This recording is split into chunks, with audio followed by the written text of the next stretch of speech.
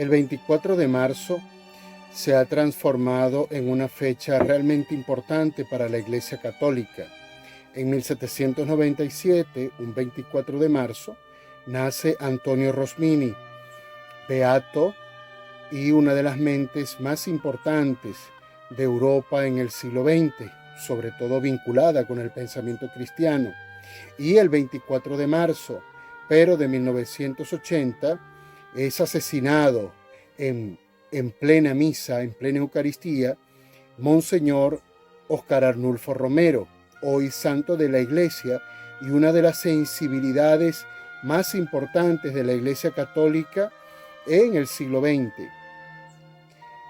Ha querido Dios que estas dos figuras de alguna manera queden vinculadas en una misma fecha, pero es que no solamente están vinculadas porque uno nace y el otro muere un 24 de marzo, sino que grandes aspectos de su vida están profunda y estrechamente vinculados, y es la reflexión que quiero compartir hoy.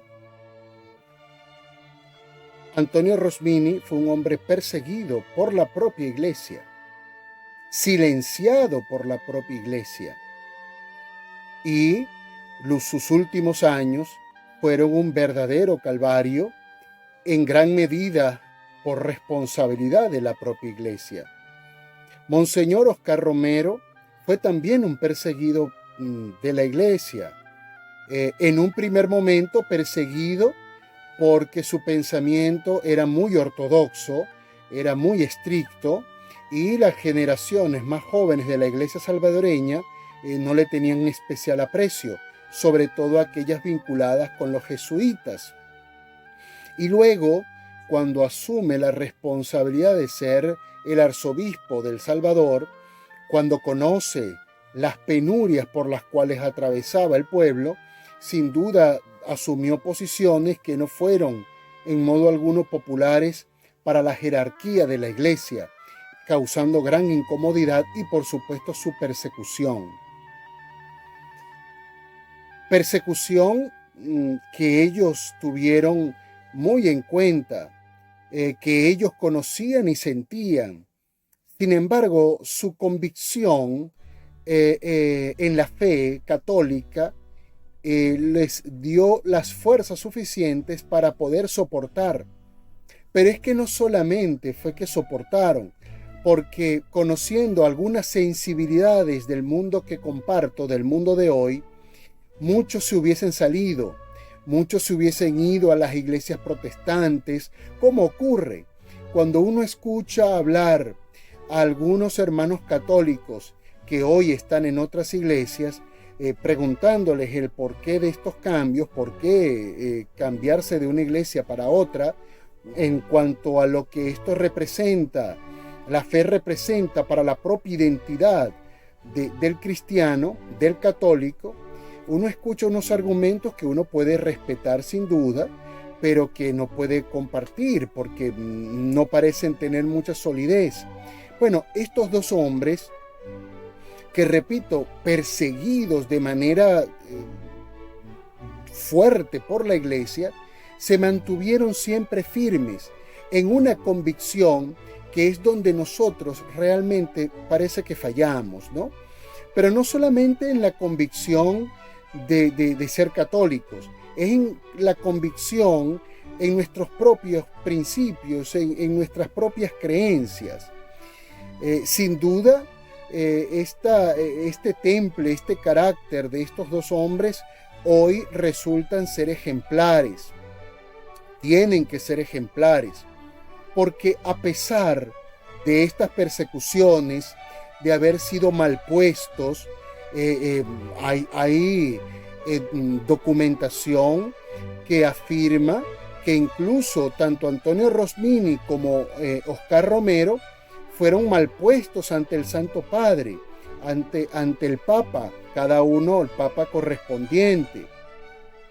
Hay historias vinculadas a la incómoda relación entre Juan Pablo II y Óscar Romero, y de Rosmini, por supuesto, ni se diga. El propio Papa le manda a hacer silencio, de tal manera que son experiencias que, de no haber tenido Rosmini y Romero la convicción férrea, aferrada a la creencia profunda en una verdad comprometida, sin duda alguna hubiesen cambiado de rumbo.